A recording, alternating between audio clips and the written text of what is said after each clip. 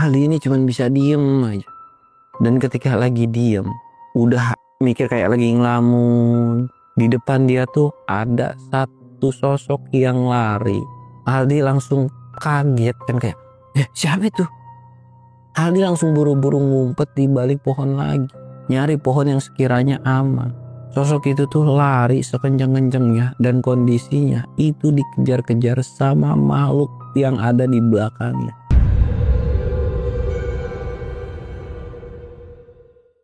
Assalamualaikum warahmatullahi wabarakatuh. Balik lagi di channel Samsul Mister Horror.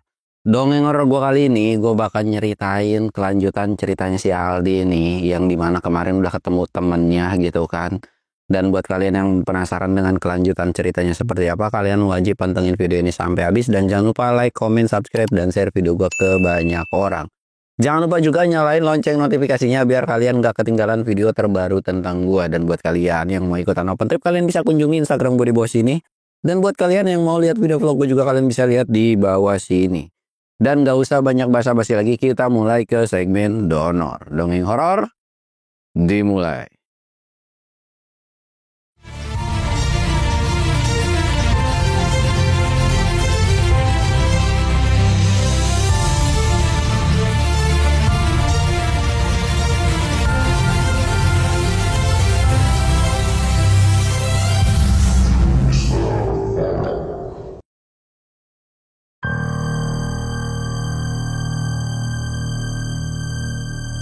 Oke cuy, sebelum masuk ke ceritanya, kita ritual kayak biasa nih.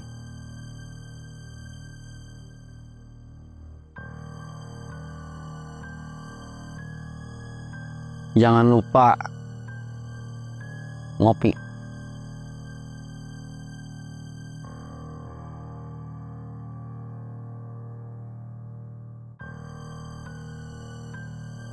Nih guys ya, nanti gue bakalan ngundang temen gue nih. Walaupun kalau gue ngundang temen gue, ya gue nggak tahu lah bakalan jadi podcast kayak apa gitu kan. Ya nanti lu dengerin sendiri lah. Ocehan-ocehan omongan temen gue tuh kayak gimana. Pokoknya nanti lu pantengin kira-kira siapa yang bakalan gue undang. Ini pure teman-teman pendakian gue. Dan buat lu yang sering lihat di story, gue pasti udah sering banget lihat nih muka lah gitu kan. Ya pokoknya tungguin, mungkin habis video ini bakalan tayang kali, habis cerita ini gitu kan. Dan oke. Kita bakal lanjutin cerita si Aldi yang kemarin, dimana Aldi ini kan lagi narik atau nepuk punggung dari si A ini kan. Dimana dia tuh minta penjelasan sebenarnya apa yang terjadi dan sebagainya. Nah ketika ditepuk punggung ini, si A ini langsung nengok. Dia bilang, gua akan ceritain semuanya, tapi nggak di sini. Si Aldi ini tuh bener-bener kekeh, tapi A ini bilang ke dia, gua akan ceritain semuanya di tempat yang memang menurut gua aman. Karena tempat ini masih belum aman. Ali nanya lagi, nggak aman dari apa? Si A ini ngejelasin lah, lu udah lihat kan apa yang sebelumnya terjadi. Dan siapa yang ngejar-ngejar kita? Dia adalah penunggu dari gunung ini. Salah satu penguasa dari Gunung Selamat. Aldi cuma bisa nunduk dan nurut aja. Dan nanya, kita harus kemana? A nggak menjelaskan, dia cuma bilang, lu ikut aja pokoknya. Akhirnya mereka terus jalan, dan jalannya itu bener-bener gak ada berhenti. Perjalanannya lama banget. Bahkan Aldi udah ngerasa kecapean, perutnya udah kelaparan, keroncongan dan sebagainya. Tapi gak ada makanan yang bisa dimakan sama dia. Dan lagi dia cuma bisa ngerawelin daun. Awalnya tuh kayak ada beberapa daun yang dia tahu kan ya bisa digayam gitu. Tapi dia mikirnya mungkin nanti juga ada makanan. Akhirnya dia terus jalan, terus ketemu sungayan juga, sempet minum juga di situ. Niatnya sih pengen bawa air, cuman karena memang dia nggak punya wadah kan, akhirnya cuma minum seperlunya. Terus dia berangkat lagi ya. Nanti juga dia bakalan balik lagi kalau dia pengen minum gitu. Cuman faktanya adalah dia tuh jalan nggak nentu, nggak tahu kemana. Aldi udah ngerasa kesel banget, pengen kayak kemana sih, jalan udah mau seharian nih, udah mau ketemu sore lagi, tapi kok nggak nyampe-nyampe gitu kan.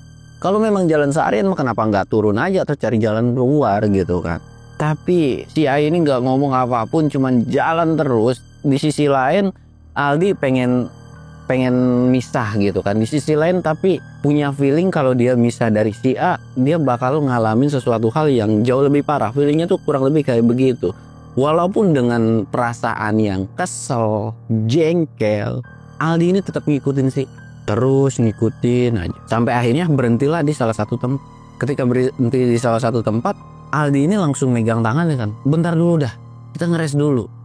Memang kondisinya itu lagi istirahat, tapi kondisinya si A ini langsung nengok kiri dan kanan kan. Kayak seolah memastikan bahwa memang dia nggak diikutin sama siapapun gitu. Nah tapi beda halnya dengan si Aldi. Ketika megang tangan dari telapak dari si A ini, dia kaget di mana telapak tangannya itu bener-bener dingin dan anyep banget. Memang kondisi pada saat itu gunung kan pasti dingin gitu kan, tapi kok kenapa sedingin itu? Sedangkan mereka jalan terus yang otomatis kan suhu tubuh mereka itu panas gitu kan, jadi nggak mungkin kalau bisa sedingin itu. Dan dinginnya bener-bener nggak wajar banget, udah kayak megang es. Ketika dipegang sama Aldi pun langsung kayak kok dingin banget gitu kan. Sedangkan si A ini nggak ngerasa risih dengan pegangan itu, dia cuma nengok kiri dan kanan, terus langsung ngajak pergi lagi dan jalan. Aldi udah kesel sebenarnya dan nanya lagi dia tuh kayak, kemana sih gitu kan, nggak sampai-sampai. Ya ini baru bilang, di depan kita udah sampai. Cuman ngomong gitu doang cuy. Jalan ya nggak jauh dari tempat mereka berhenti itu, mereka ketemulah sama sebuah gua dan itu tuh masuk langsung ke dalamnya. Kondisi di dalam gua itu bener-bener gelap gulita. Nah, headlamp dari si Aldi ini juga kan, sebelumnya kan dia jatuh terus pingsan dan itu udah nggak tahu kemana juga pada saat itu. Jadi emang udah nggak ada sumber pencahayaan aja. Masuk ke dalam, Aldi sempat ngerasa takut dan ragu kan. Kalau gimana kabarnya kalau misalkan di dalam ini ada hewan buas. Tapi terus masuk sambil si A ini megang tangan dari si Aldi. Kayak seolah ditarik, lu ayo masuk gitu kan. Masuk terus, singkat cerita, sampailah dia di satu tempat yang dimana nggak kelihatan apapun. Dan hawa di dalam pun udah ngap banget. Bener-bener ngap pada saat itu tuh. Dia udah ngerasa nggak kuat kalau harus lama-lama di dalam gua itu. Tapi cuy, Kak ini bilang, diem. Lu wajib diem. Nanti pokoknya gua akan jelasin semuanya. Dan gua minta sama lu diem. Setelah omongan dari si A nyuruh diem si Aldi ini, tiba-tiba ada suara teriakan atau suara orang yang lagi nyari sesuatu. Ya soalnya itu kayak nyari si Aldi ini gitu kan. Mana manusia itu? Mana gitu kan. Itu bener-bener ada suara seolah kayak ketika mereka jalan itu nggak ada tanda-tanda bahwa ada yang ngikutin. Tapi kok tiba-tiba ada suara nyari mereka. Suaranya tuh bener-bener ngegema banget pada saat itu.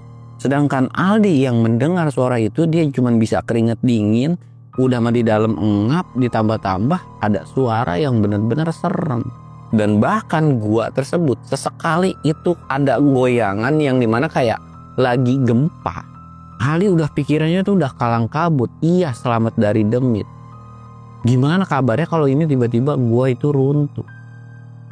Tapi Ali pun nggak bisa ke sana, nggak bisa ke sini. Dia cuma bisa diem dalam hatinya baca doa dan minta pertolongan supaya bisa diselamatin. Udah lama tuh di dalam gua, sedangkan gempa pun udah hilang. Bahkan suara yang nyariin sosok manusia atau nyariin si Aldi ini juga kayaknya udah pergi. Dan dia juga udah ngerasa risih, udah ngerasa ngap kalau harus berlama-lama di dalam gua tersebut. Mungkin sekitaran 15 menit lagi bisa dikatakan dia pingsan. Aldi ini maksalah buat keluar. Udah gua mau keluar aja. Ketika dia maksa mau keluar, nggak ada ucapan apapun dari si A ini kan. Karena memang gelap banget, nggak kelihatan apapun cuy. Bener-bener nggak kelihatan apapun. Aldi ini keluar dengan ngerayap. Ya karena kan satu jalur doang kan gue itu. Satu jalur doang, ada dikit-dikit cahaya gitu kan. Pas dia udah di bibir gua, sempat ngerasa heran. Kok masih gelap? Kenapa gitu kan? Apa masih jauh? Ternyata ketika udah keluar kan hawa anginnya itu berbeda. Yang dimana ketika hawa anginnya berbeda dia dikagetin. Harusnya kalau dia keluar dari gua itu kondisinya masih sore. Belum menunjukkan malam. Harusnya masih sore. Dia yakin banget gak mungkin tiba-tiba bisa berubah jadi malam. Nah justru ketika si Aldi ini keluar itu suasananya udah jadi malam banget. Bener-bener udah jadi malam banget. Dan Aldi kayak ngerasa heran, kok bisa tiba-tiba berubah suasananya itu jadi malam. Aldi cuma bisa duduk di depan goa. Dia cuma bisa ngelamun, ngayal, ngebayangin dia bisa pulang atau enggak. Dan apa yang sebenarnya udah nimpa dia. Dalam lamunannya tiba-tiba ada yang nepuk. Ada yang nepuk dan satu orang itu duduk di sebelah. A ini langsung bilang, lu ngapain ke tempat ini? Gua gak ke tempat ini. Gua emang udah biasa naik. Dan karena gua ngeliat lu, gua ngejar lu karena banyak keluarga lu tuh nyariin lu. Mereka sedih. Dan sekarang gua harus terjebak di hutan belantara ini. Gua gak tahu jalan pulang itu kemana. Dan gara-gara lu juga gua jadi jauh dari area tenda gua. Sekarang gua boro-boro tahu di mana tempat dan lokasi gua. Boro-boro entah ada yang bakal ngevakuasi gua atau enggak. Ada yang nyariin atau enggak. Kalaupun ada yang nyari, gak tahu lokasinya ada di mana. Sebenarnya apa sih yang terjadi? Dan sosok itu tuh apa? Terus apa hubungannya dan kenapa lu gak mau balik? A nunduk. A bilang ke Aldi ini, selamanya gua gak akan bisa pulang, Dik. Aldi cuman diem matung sambil natap ke si A. Si A pun ngelanjutin omongannya. Gua udah akan selamanya terjebak di gunung ini dan gak akan pernah bisa balik. Dan ini adalah peristirahatan terakhir gua. Ada satu hal yang kenapa bisa gua terjebak di tempat ini. Cuman kalau memang lu punya niatan baik, gua cuman minta sampaikan ke keluarga gua. Jangan pernah cari gua lagi dan bilang kalau gua udah gak ada di dunia ini. Tapi apa maksudnya? Apa maksudnya? Ayo pulang, kita pasti bisa, kita pasti bisa. Seketika ketika ditarik-tarik atau kayak nyuruh buat pulang, si A ini bilang, coba lu pejamin mata lu sebentar. Biar lu tahu apa yang lu lihat. Aldi dengan pemikiran yang sangat membingungkan. Mau gak mau harus nurut. Menjamin mata. Tiba-tiba si A pun bilang lagi dan buka sekarang. Bener-bener dikagetin. Di mana si A yang awalnya mukanya walaupun samar-samar dari kegelapan itu masih bermuka normal, tapi pada saat itu mukanya atau tampilannya itu udah jauh berbeda banget. Banyak luka di muka, bahkan udah kayak hancur gitu cuy, kayak udah digerowotin sama belatung. Dan lagi juga bagian tangannya pun ada yang putus. Entah putus gara-gara apa. Aldi yang lihat penampakan atau sosok yang begitu menyeramkan yang awalnya itu adalah sosok temennya. Dia bener-bener kayak langsung mundur dan ngejauhin dari si A ini. Lu siapa? Lu siapa? Pergi lu dari sini. Pergi lu dari sini. Makhluk tersebut cuma bisa natap, gak ngomong sepatah kata. Dan langsung disusul kayak bilang, gue tahu lu pasti bakalan takut. Tapi inilah diri gue yang sebenarnya. Gue udah gak selamat. Walaupun dengan perasaan takut. Di sisi lain, Aldi juga ngerasa penasaran. Apa sebenarnya yang terjadi? Apa benar ini temen gue yang benar-benar hilang? Aldi cuma bisa diem di belakang pohon. Dia cuma bisa ngusir. Pergi lu dari sini. Lu setan, lu bukan temen gua. Lu pergi lu dari sini. Lu yang nyesatin gua. Lu yang bikin gua sampai nyas. Tanpa disadar, dengan usiran dari si Aldi, si A ini emang pergi cuy. Ngerasa kayak nggak ada omongan atau obrolan lagi. Atau si Demit ini juga udah nggak ngomong apapun. Ketika ngumpet di balik pohon ini kan, Aldi ini langsung nengok pelan-pelan, mastiin masih ada atau enggak. Pelan-pelan ngecek. Dan memang sosok tersebut itu udah gak ada dan udah hilang. Bahkan gua yang sebelumnya itu pun udah hilang gitu aja ketika disamperin sama si Aldi. Kok bisa tiba-tiba hilang? Aldi bisa pada saat itu tuh cuman teriak sekencang-kencangnya kayak bener-bener ngeluapin kekesalannya. Bener-bener ngeluapin rasa gak jelas, bingung. Dia harus nggak bisa berkata-kata apa gitu kan, kayak apa yang terjadi ini benar-benar udah nggak masuk logika dia. Dan ditambah-tambah dia tuh kondisinya pun udah nggak tahu di mana. Benar-benar udah nggak tahu di mana gitu kan. Singkat ceritanya, Aldi ini cuma bisa diem aja. Dan ketika lagi diem, udah mikir kayak lagi ngelamun. Di depan dia tuh ada satu sosok yang lari. Aldi langsung kaget kan kayak, siapa itu? Aldi langsung buru-buru ngumpet di balik pohon lagi. Nyari pohon yang sekiranya aman. Sosok itu tuh lari sekencang-kencangnya dan kondisinya itu dikejar-kejar sama makhluk yang ada di belakangnya. Dan makhluk itu adalah seperti makhluk yang sama yang sebelumnya itu pernah ngejar-ngejar dia waktu bareng sama si A ini. Karena saking ketakutannya, Aldi cuma bisa tarik nafas doang. Dia cuma bisa diem, merhatiin, lari dari sosok makhluk yang lagi ngejar-ngejar entah siapa pada saat itu. Walaupun di pikirannya mungkin yang lari itu adalah temennya juga. Setelah melihat sosok itu tersebut udah lari, gak lama, kayak mungkin udah sekitaran 1 jaman dari kejadian tersebut, Aldi ini dikagetin lagi. Cepet lari dari tempat ini. Cepet lari. Larilah ke arah selatan. Lari.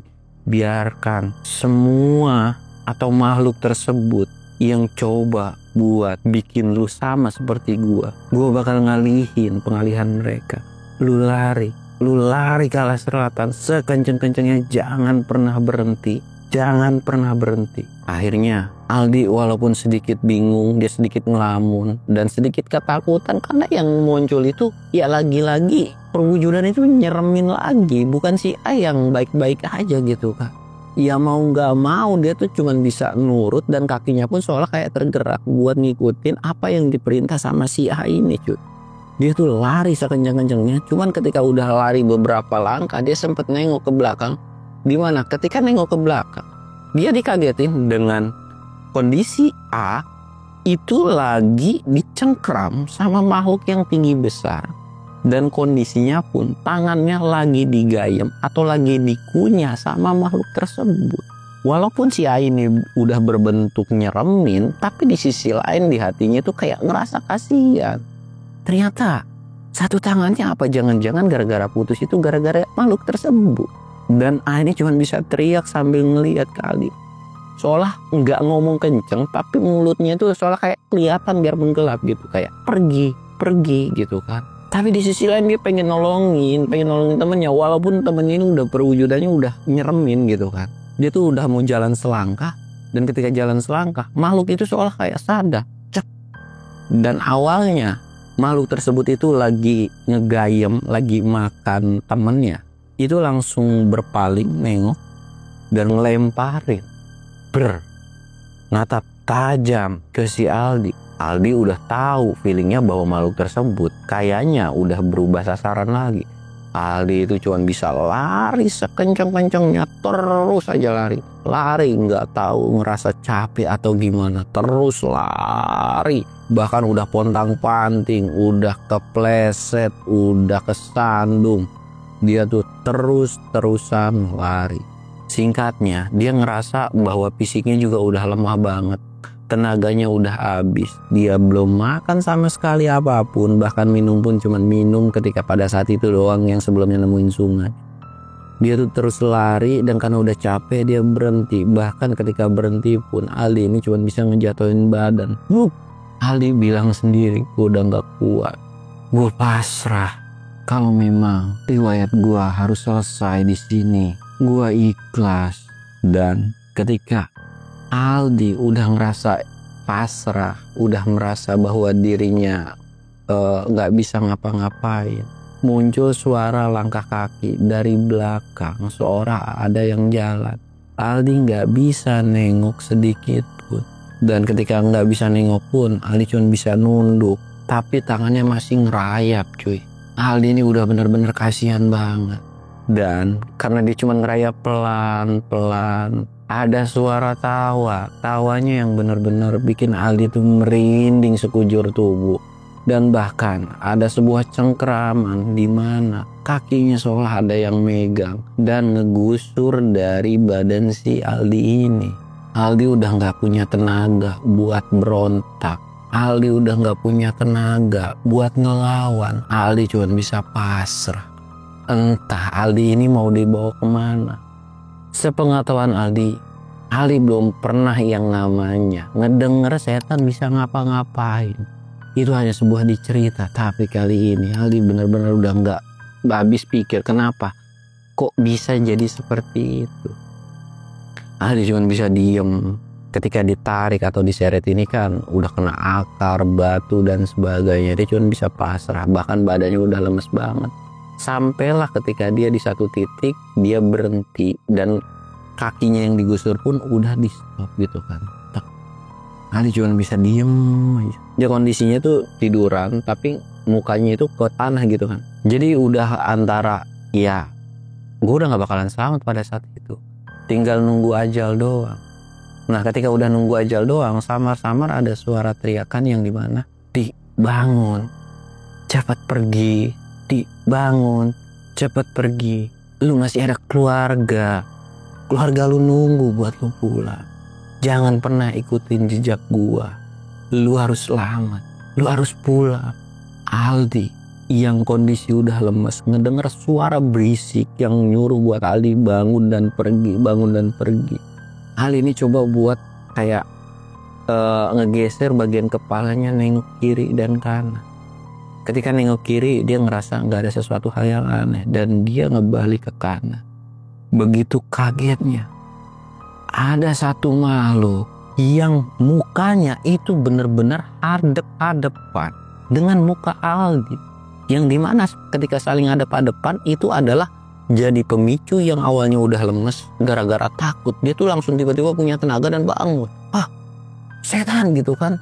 Langsung bangun, dan ketika dia udah bangun dia baru sadar bahwa di lokasi tersebut itu banyak makhluk dengan kondisi anggota badan yang udah bisa dikatakan tercerai-berai. Ada yang udah gak punya tangan, udah ada yang gak punya kaki, bahkan udah ada yang setengah badannya hilang. Termasuk salah satu dari temennya itu pun udah setengah badannya itu udah hilang. Aldi yang lihat pemandangan begitu menyeramkan, dia cuma bisa ketakutan. Gue pengen pulang. Terusan ngomong dan teriak pengen pulang dan terus pengen pulang. Singkat ceritanya cuy, dalam ketakutannya itu tangan dari Aldi ini ada yang nyengkram, seolah ada yang narik, entah siapa. Tapi Aldi juga udah gak punya tenaga lagi. Walaupun dia bisa bangun, bisa duduk, tapi dia udah gak ada tenaga lagi. Dan sosok yang narik ini, entah kenapa Aldi gak bisa, bisa dibilang kayak mau buka mata, seolah cuman bisa ngeliat cahaya putih aja. Bener-bener putih dan silau. Terus aja Aldi ini kayak siapa lagi, ini apa lagi gitu. Terus kayak seolah ada yang narik. Dan bahkan ketika ada yang narik pun ada suara langkah kaki, yang dimana suara langkah kakinya ini kayak kenceng banget, kayak lagi ngejar-ngejar si Aldi nih. Tapi Aldi kan udah gak punya tenaga buat ngeliat ke belakang, buat ngeliat kiri dan kanan, dan penglihatan dia ketika ngeliat pun cuma putih doang. Singkat ceritanya, setelah dia dibawa, ditarik paksa entah sama siapa, tiba-tiba dia udah gak sadarkan diri gara-gara faktor udah lemes kan. Dan seketika ketika dia lemes, dia tuh benar-benar dikagetin. Ketika Aldi sadar, Aldi berada di rumah sakit. Tapi dia berada di rumah sakit dengan kondisi bukan yang namanya lagi di tempat tidur atau lagi dirawat, melainkan kayak tergeletak di pintu kamar. Kok tiba-tiba gue ada di rumah sakit? Apa yang terjadi? Dan sempet jadi di rumah sakit ini ketika dia bangun kayak, kok gue ada di rumah sakit? Selewat itu dia ngeliat satu sosok, satu orang. Jadi rumah sakit itu kan harusnya rame ya, tapi entah kenapa pada saat itu di lorong rumah sakit tersebut itu dia ngeliat satu sosok yang pakaiannya dia inget tapi nggak tahu siapa pada saat itu. Dia belum nge siapa itu. Dia cuma ngerasa heran aja, kok gue bisa-bisanya tiba-tiba ada di rumah sakit. Dia cuma bisa bangun terus duduk. Dan ketika bangun duduk ini kayak dia nengok kiri dan kanan. Ini mimpi atau Karena udah nggak bisa dijelasin, udah ketemu demit, ketemu temannya, dikejar-kejar demit, tiba-tiba ada cahaya putih, bla bla bla. Apalagi sekarang tiba-tiba udah di rumah sakit kan, udah bener-bener pikirannya tuh udah bercabang kemana-mana. Itu udah nggak masuk logika banget. Aldi cuman bisa diem, ngelamun, dan nggak lama itu dari dalam pintu tersebut itu ada yang ngebukain pintu, ngebuka kan, seret. Dan Aldi pun pada saat itu kan nggak terlalu sadar bahwa dia itu lagi duduk di depan salah satu pintu. Nah ketika udah duduk, ternyata yang keluar dari pintu itu adalah satu orang yang pertama kali ketika dia merasa bahwa dirinya udah di rumah sakit, pakaiannya sama. Yang awalnya dia ketemu di salah satu lorong, kok tiba-tiba bisa muncul dari dalam kamar tersebut. Apa ada jalan tembusnya kan nggak tahu juga gitu kan. Dia cuma bisa nengok. Nah si orang tersebut yang dilihat sama si Aldi ini memang pakaiannya itu seolah kayak kiai, kayak ustadz gitu kan. Nah si kiai ini ketika ngebuka pintu terus ngelihat ke arah si Aldi. Nah ketika ngelihat ini cuma senyum doang dan manggut begini, terus pergi nggak nutup pintu dari si kamar tersebut. Nah ketika Aldi bingung ngeliatin satu sosok ini nih, kiai ini, dia cuma ngeliatin dan kiai itu udah pergi gitu aja kan. Dia sempet kayak, apa lagi? Kenapa? Apa ini bakalan jadi teror lagi? Dan di dalam kamar tersebut itu ada suara tangisan, yang dimana suara tangisan itu tuh kayak nggak asing. Dan Ali ini langsung nengok kan. Dan ketika ditengok ke dalam kamar tersebut, dia benar-benar kaget bahwa di dalam kamar tersebut itu kayak lagi ngumpul, ada beberapa orang yang dimana dia paham, dia tahu siapa orang tersebut, yaitu adalah orang tua dan keluarga dari si Aldi ini. Dia ngerasa heran, apa? Itu kan emak, bapak, dan saudara-saudara gua. Apa yang terjadi? Aldi ini bangun dari tempat duduknya, terus dia jalan pelan, bahkan sambil teriak-teriak nama dari emaknya. Ma, gitu kan. Dan orang tuanya ini nggak ada yang nengok, saudara-saudaranya nggak ada yang nengok. Seolah kayak iya nggak ada yang teriak-teriak gitu kan. Perlahan jalan pelan-pelan. Samar-samar dia ngelihat satu orang yang berbaring, pakaiannya, perwujudannya selewat dia tahu. Itu kayak gua, tapi nggak mungkin. Terus jalan pelan-pelan dan bener aja, Aldi ini dikagetin dengan satu perwujudan yang mirip banget dengan si Aldi. Aldi ngerasa heran, kok bisa? Ini gua, terus itu siapa? Dengan rasa bingung dan penasaran, dia tuh manggil-manggil nama orang tuanya, karena dia udah bingung apa yang terjadi sama diri dia gitu kan. Dan bahkan dia coba mau megang atau ngeraba dari orang tuanya, itu seolah kayak tembus dan gak bisa. Ali merasa bahwa dirinya itu udah mati dan udah meninggal. Jadi udah punya pikiran bahwa di depannya adalah jasadnya. Dia cuma bisa, yang awal udah berdiri langsung duduk lemes gitu. Bruk. Dia cuma bisa nangis. Dia meratapi nasibnya yang dimana dia udah gak selamat lagi pada saat itu. Dan ketika dia lagi nangis, ngerasa bingung, dan dia juga udah pasrah dengan apa yang terjadi. Karena yang dilihat, badan dari si Aldi ini juga udah banyak luka-luka yang entah habis terjadi apa sama dia gitu kan. Nah singkatnya, ketika dia udah diem pasrah, ada satu orang yang nepuk bahunya. Padahal dia kan udah gak bisa didengar sama banyak orang, tapi ada yang nepuk. Ketika Aldi mau nengok, pandangan dia benar-benar jadi cahaya yang putih banget. Gak tahu siapa itu yang nepuk itu, tapi tiba-tiba langsung kayak silo. Dia tuh kayak ngerasa silo dan nutup matanya lagi kan. Apaan nih? Siapa ini? Dia udah kayak merasa bahwa dirinya tuh, wah ya udah, hidup gue ini udah selesai. Oh mungkin gini kali ya rasanya jadi orang meninggal itu. Dan samar-samar dia tuh ketika ngerasa bahwa cahaya itu udah lambat laun hilang, dia coba pelan-pelan ngebuka mata. Samar-samar pun kayak ada suara tangisan orang lagi nangis, yang dimana ketika dia buka matanya pelan-pelan walaupun dengan sayup, dia ngerasa bahwa di sekelilingnya ini banyak orang. Dan samar-samar pun ada suara teriakan ngucap alhamdulillah yang dimana kayak ngerasa bersyukur bahwa Aldi ini udah siuman. Tapi Aldi nggak punya tenaga dan dia cuma bisa tayup aja matanya tuh. Ya perlahan juga pendengaran itu kayak didengerin terus badannya nggak bisa digerakin sama sekali.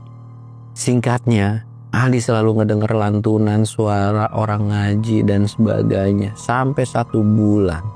Sampai 1 bulan Aldi ini akhirnya bisa sadar walaupun masih nggak bisa ngomong apapun.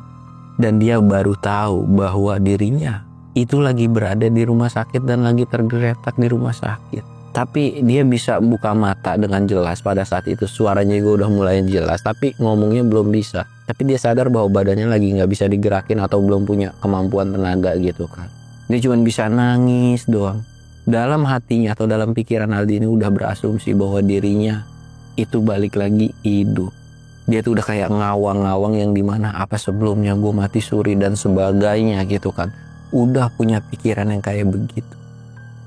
Nah, Aldi ini dirawat mungkin sekitaran 2 bulan lebih sampai dia itu udah bisa ngomong, udah bisa bangun pelan-pelan gitu kan. Dan sekitaran 3 bulan ketika dia udah mulai membaik, benar-benar membaik banget, akhirnya dia bisa ngomong dan dia nyeritain semua kejadian apa yang dia alami. Dan dari 3 bulan itu, awalnya itu kan dia nggak tahu sosok yang sebelumnya ke rumah sakit. Tiba-tiba dia papasan lah dengan 1 orang yang memang itu kiai dan ustadz. Dan itu pun ustadz itu cuma senyum doang. Dan memang pada saat itu pun ya namanya orang sakit kan biasa suka minta tolong doain dan sebagainya. Ya entah apa yang diperbuat sama ustadz tersebut. Tapi dalam hati si Aldi ini cuma bisa ngucapin terima kasih. Terus dia juga kayak pelan-pelan, makasih Pak Ustadz. Pak Ustadz itu cuma senyum doang.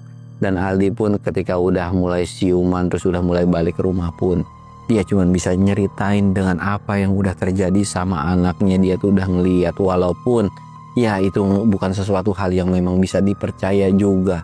Karena setelah dari ucapan Aldi itu pun ya keluarga dari si A ini coba nyari ke Gunung Slamet tapi nggak ada ketemu sama sekali.